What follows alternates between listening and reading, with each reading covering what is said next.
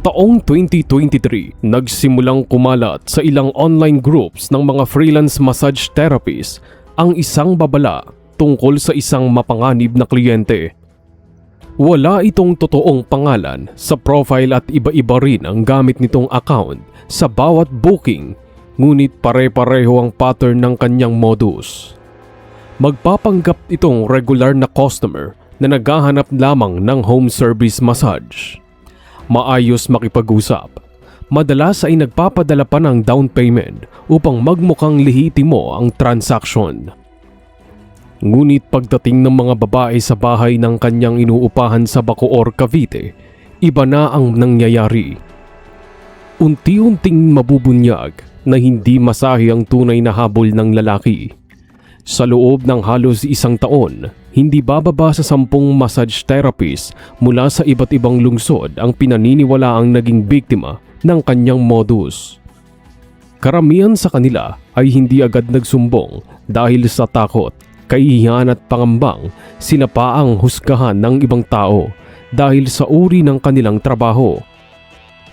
Ang lalaking nasa likod ng mga insidenteng ito ay nakilalang si Arnold Serrano, 38 anyos, isang dating security guard na matagal nang hiwalay sa kanyang pamilya at mag-isang naninirahan sa inuupahang bahay sa Cavite. Ayon sa investigasyon, maingat si Arnold sa pagpili ng mga biktima.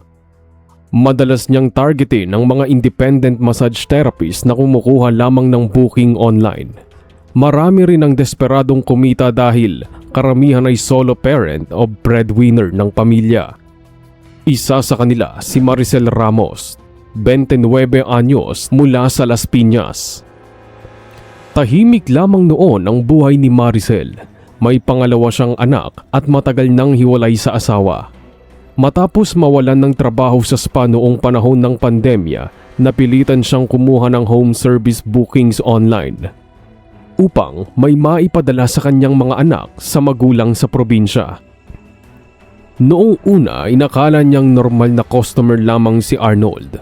Bandang alas 9 ng gabi noong Abril 2023, nang makatanggap siya ng mensahe mula sa isang account na gumagamit ng pangalang Ryan. Naghahanap umano ito ng 2 oras na whole body massage. Nagpadala agad ito ng booking fee at maayos ding nagbigay ng address.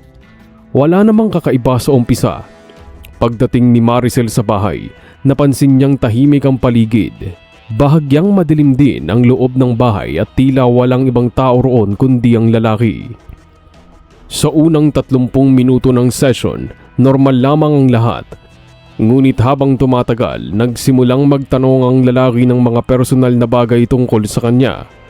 Tinanong kung may asawa siya, kung mag-isa lang daw ba siyang bumibiyahe at kung magkano raw ang kanyang kayang gawin kapalit ng dagdag na bayad. Nang tanggihan ni Maricel ang mga alok, doon nagsimulang mag-iba ang kilos ng lalaki. Ayon sa kanyang reklamo, naging agresibo si Arnold at paulit-ulit siyang pinipilit na gumawa ng mga bagay na hindi kasama sa serbisyo. Sinubukan umano niya ang tumanggi at umalis ngunit naharang siya sa pinto. Makalipas ang mahigit 1 oras, nakalabas din siya ng bahay matapos makiusap at magpanggap na may tatawag na customer sa kanya sa labas. Hindi na niya agad inireport ang nangyari. Katulad ng ibang biktima, mas pinili niyang manahimik. Natakot siya na baka hindi siya paniwalaan. Natakot din siyang husgahan dahil sa kanyang trabaho bilang freelance massage therapist.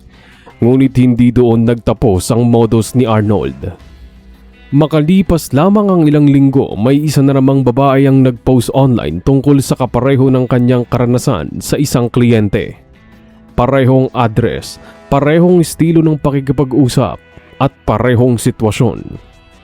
Doon nagsimulang lumutang ang iba pang mga naging biktima matapos mapansin ng ilang therapist na tila isang lalaki lamang ang tinutukoy nila.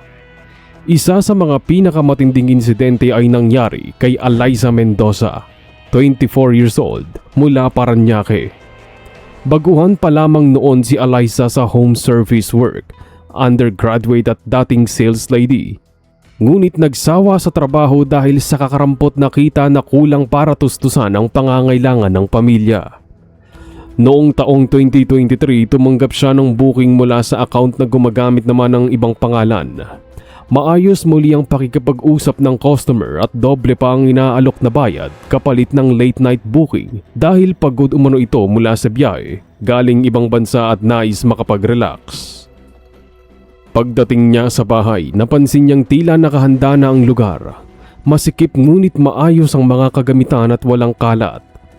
Gayunpaman, habang tumatagal ang session, napansin niyang tila may cellphone na nakatutok sa kanya mula sa isang estante.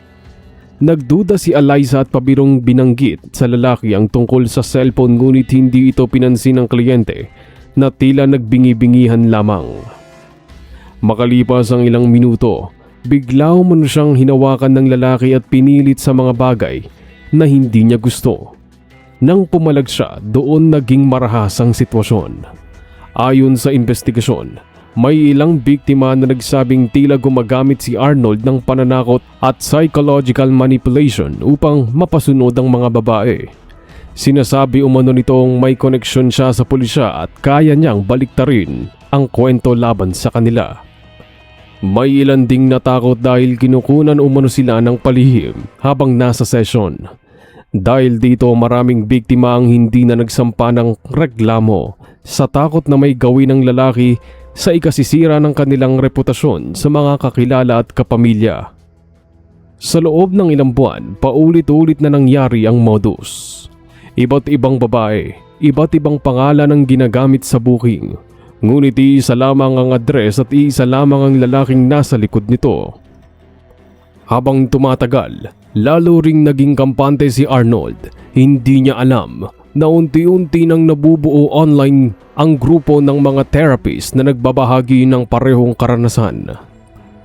Noong September 2023, tuluyang nagdesisyon si Maricel na magsumbong matapos malaman na marami pa palang ibang babae ang nakaranas ng kaparehong pangyayari. Kasama ang dalawa pang biktima, nagtungo siya sa women's desk ng pulisya sa Cavite upang magbigay ng salaysay. Sa umpisa, naging mahirap ang kaso dahil karamihan sa mga biktima ay takot humarap. May ilan ding ayaw nang madawit dahil may pamilya silang hindi alam ang kanilang trabaho. Ngunit habang lumalalim ang investigasyon, lalo ring dumadami ang ebidensya laban kay Arnold. Nakuha ng mga investigador ang ilang screenshots ng convo sa mga ginamit nitong social media accounts para mag-booking. May mga records din ng padala niyang booking fee gamit ang online wallets na sa kanya mismo nakapangalan. Bukod dito, may ilan ding biktima na nagbigay rin ng magkakatulad na detalye tungkol sa loob ng bahay, sa ugali ng lalaki at sa paraan ng kanyang pananakot. Doon napagtanto ng mga pulisya na hindi ito simpleng isolated case lamang. Isa na itong serye ng pang-aabuso na matagal nang ginagawa ng suspect. Noong October 2023, nagsagawa ng surveillance operation ang pulisya matapos makatanggap muli ng impormasyon na aktibo pa rin ang lalaki sa ganitong gawain. Gumamit ng undercover operative na nagpanggap bilang massage therapist upang kumpirmahin ang modus gamit ang bagong account.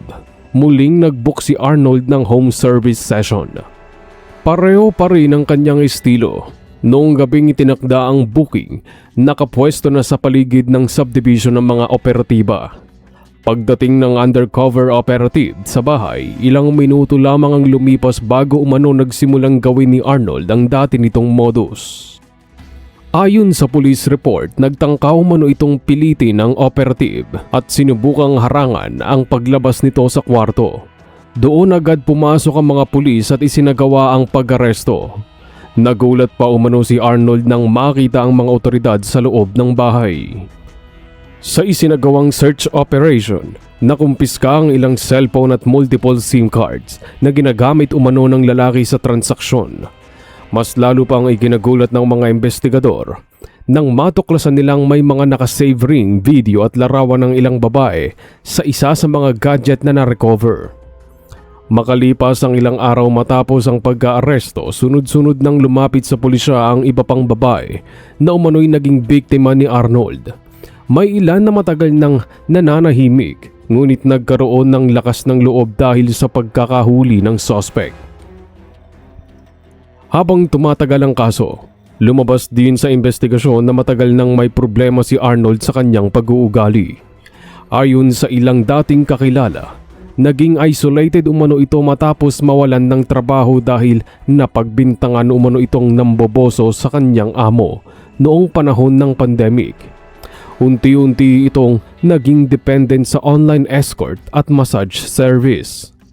Ngunit ayon sa mga otoridad, wala anumang personal na problema ang maaaring magbigay katwiran sa kanyang ginawa. Sa pagdinig ng kaso, sinubukan ng depensa na igiit na misunderstanding lamang. Umano ang mga nangyari at kusang loob daw ang mga babae na pumapasok sa bahay ng suspect. Ngunit hindi rin ito pinakinggan ng hukuman dahil sa bigat ng testimonya. Noong 2024, formal na nahatulan si Arnold Serrano sa ilang kasong may kaugnayan sa pang-aabuso at illegal recording. Pinatawan siya ng aabot sa 20 taong pagkakakulong kaugnay ng mga kasong ito. Tumanggi na ring magsalita ang kanyang dating kinakasama ngunit may mga ulat na nakaranas din ito noon ng pananakit mula sa suspect.